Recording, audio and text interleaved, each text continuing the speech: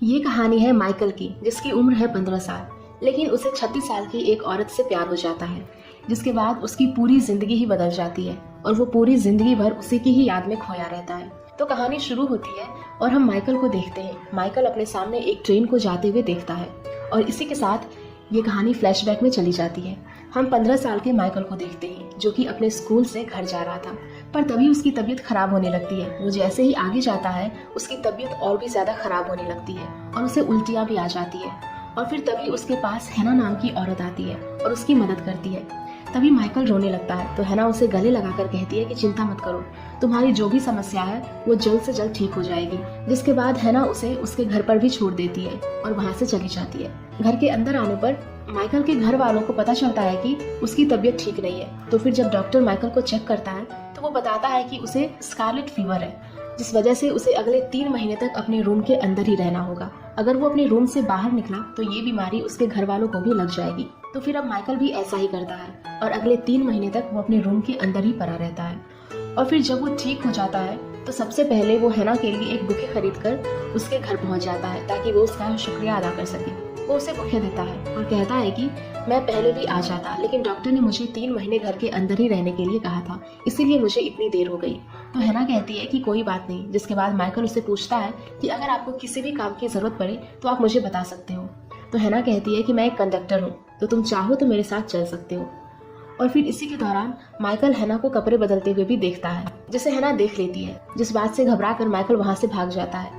लेकिन वो कई दिनों तक हैना के घर के आसपास मंडराने लगता है। फिर एक दिन जब वो हैना को कोयला लाते हुए देखता है तो वो भी उसके पास चला जाता है और पूछता है कि क्या मैं आपकी मदद कर सकता हूँ। तो हैना कहती है कि ठीक है, नीचे और भी कोयले हैं, तुम उसे लेकर आओ।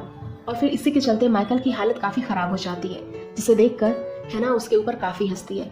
हैना कहती है कि तुम अपने कपड़े उतारो, तुम्हारे कपड़े काफी गंदे हो चुके हैं और मैं उन्हें साफ करके देती हूँ, तब तक तुम नहा भी लेना। और फिर जब वो माइकल के लिए टॉवेल लेकर आती है तो हमें पता चलता है कि हैना ने भी अपने कपड़े उतार दिए हैं। वो उसकी पीठ पर किस करने लगती है और कहती है कि तुम यही चाहते थे ना। जिस बात को सुनकर माइकल कंफ्यूज होने लगता है तो हैना कहती है कि मेरी तरफ देखो। जिसके बाद वो उसे किस करती है और दोनों इंटीमेट भी होने लगते हैं। और अब इसके बाद ही इन दोनों का अफेयर स्टार्ट हो जाता है। स्कूल छूटने के बाद वो हर दिन हैना के पास आता था और ऐसे ही हर दिन वो दोनों एक दूसरे के करीब आते रहते थे। अब एक दिन माइकल उसे कहानी सुनाता है तो एक दिन एक दूसरे से सवाल जवाब करते हैं, जिससे देखने में हमें ऐसा लगता है कि ये दोनों एक दूसरे से बहुत ही ज्यादा प्यार करते हैं। अब एक रात माइकल हैना से पूछता है क्या कल हम डिनर पर जा सकते हैं, जिस पर हैना उसे हाँ कह देती है। और फिर अगले दिन ये दोनों बाहर जाते हैं तो सभी लोग इन दोनों को ही देखने लगते हैं, क्योंकि इन दोनों की उम्र में काफी फासला था, जिससे हैना ऑकवर्ड फील करने लगती है। तो ये दोनों लोगों से दूर एक झील के पास आते हैं जहाँ पर हैना नहाने लगती है। वो माइकल को भी पानी के अंदर आने के लिए कहती है, लेकिन माइकल कहता है कि नहीं, अभी मैं एक कविता लिख रहा हूँ जो कि आपके बारे में है और मैं इसे पढ़कर आपको सुनाऊंगा।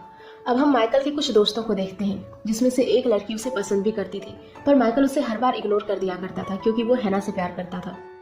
अब एक दिन हैना का प्रमोशन भी हो जाता है, जिसके चलते उसे ये सिटी छोड़नी होगी। माइकल का जब बर्थडे आता है तो वो अपने दोस्तों को छोड़कर हैना के पास आता है, जिससे हैना उस पर काफी गुस्सा होती है कि मेरे चक्कर में तुम अपने दोस्तों को मत छोड़ो।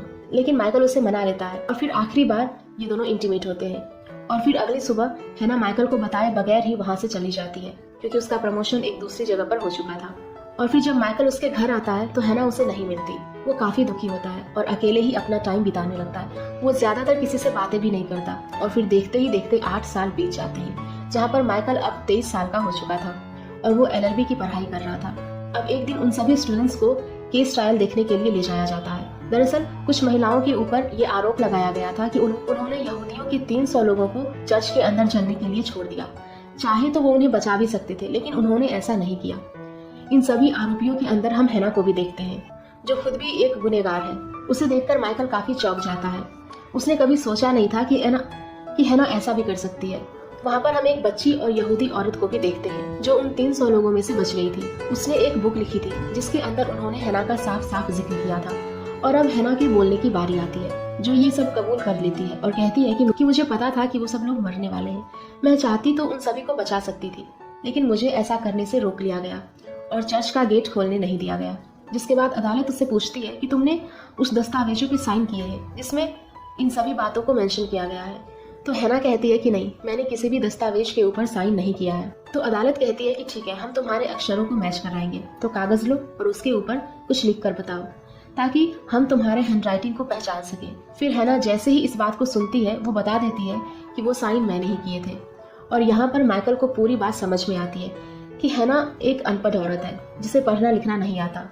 और जब उसका प्रमोशन हुआ था तो वो वहाँ से भाग गई और चर्च के गार्ड की जॉब करने लगी, क्योंकि वो नहीं चाहती थी कि लोगों को उसके बारे में पता चले कि वो एक अनपढ़ औरत है। और जो कुछ भी उन 300 लोगों के साथ हुआ उनका जिम्मेदार हैना खुद को ही मान लेती है और उसे उम्र कैद की सजा भी हो जाती है, जबकि दूसरे गुनहगारों को कुछ ही साल की सजा होती है। और ये सब देखकर माइकल काफी टूट जाता है और अब वो डिसाइड करता है कि वो हैना से मिलने के लिए जाएगा। वो जेल तो जाता है पर हैना से मिलने के लिए उसके अंदर हिम्मत नहीं होती, तो वो फिर से लौट जाता है और समय ऐसे ही बीतते जाता है। और अब माइकल काफी बड़ा हो चुका था, उसकी शादी भी हो जाती है और उसकी एक बच्ची भी है, लेकिन वो अभी भी हैना को भूल नहीं पाया था। वो हमेशा उसके बारे में सोचता रहता है, जिसके चलते उसकी वाइफ के साथ डिवोर्स भी हो जाता है। तो वो अपनी बेटी को लेकर अपनी माँ के पास चला जाता है। उसकी माँ कहती है कि मुझे इस बात का दुख नहीं है कि तुम्हारा तलाक हो गया, लेकिन मैं ये जानना चाहती हूँ कि तुम काफी बदल से गए हो। तुम हमेशा काफी सोच में रहते हो, दुखी रहते हो, आखिर वजह क्या है? यहाँ तक कि तुम अपने फादर की फ्यूनरल में भी नहीं आए थे। तो माइकल बताता है कि ये जगह मुझे काफी सारी यादों को याद दिलाती है, जिस यादों से मैं हमेशा भागता रहा हूँ। मैं एक औरत से प्यार करता था जिसकी उम्र मेरे से 2 गुना ज्यादा थी और अब वो जेल में है। जिस बात को सुनकर उसकी माँ एकदम से चौंक जाती है। जिसके बाद माइकल अपने कमरे में आता है, जहाँ पर वो उन किताबों को देखता है जो वो हैना के लिए पढ़ा करता था। उसने एक किताब को हैना के लिए आधा ही पढ़ा था, तो वो उसकी रिकॉर्डिंग करता है और उन रिकॉर्डिंग्स को जेल के अंदर हैना के पास भेज देता है, जिसे सुनकर हैना काफी खुश होती है और रोने लगती है। और फिर वो भी धीरे धीरे पढ़ना लिखना शुरू कर देती है। जिसके बाद वो माइकल के लिए एक खत लिखती है और उसका जवाब आने का इंतजार करती है। लेकिन देखते ही देखते 20 साल बीत जाते हैं, पर माइकल ने उसके खत का रिप्लाई कभी नहीं किया।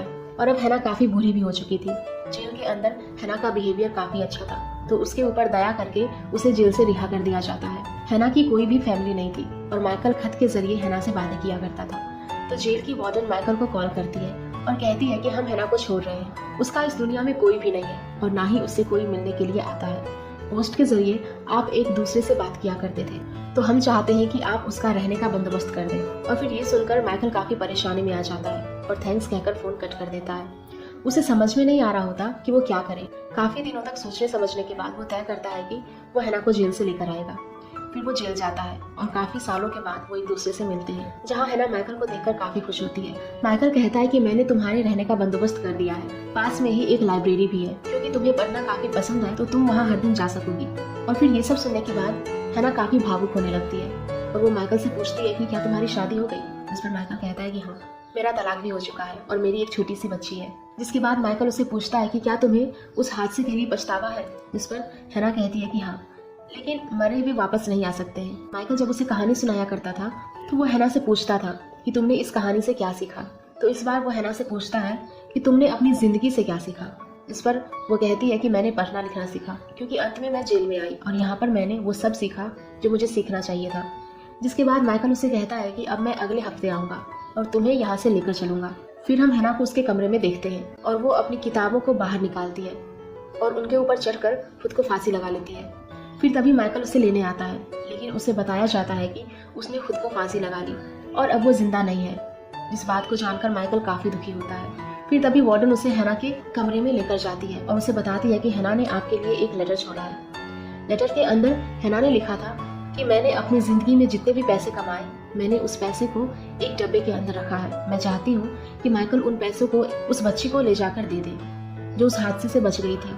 साथ ही वो माइकल को हेलो भी कहती है। और फिर ये सब सुनने के बाद माइकल काफी रोने लगता है और हैना का आखिरी काम करने के लिए निकल पड़ता है। और एक लंबा सफर तय करने के बाद वो उस बच्ची से मिलता है जो कि अब काफी बड़ी हो चुकी थी। वो माइकल से पूछती है कि तुम दोनों का क्या रिश्ता था। जिस पर माइकल उसे सब सच बता देता है कि जब मैं 15 साल का था तो मेरा उसके साथ रिश्ता था जो कुछ समय तक चला। और फिर इन सभी बातों को बताते हुए माइकल रोने लगता है। जिसके बाद वो उसे पूछती है कि तुम यहाँ पर किस काम से आए हो। तो माइकल कहता है कि हैना ने अपनी जिंदगी की पूरी कमाई आपके लिए छोड़ी है। जिसके बाद वो उसे वो डब्बा दिखाता है, जिस डब्बे को देखकर उसे अपना कैंप याद आ जाता है जिसमें उसका ये डब्बा चोरी हो गया था।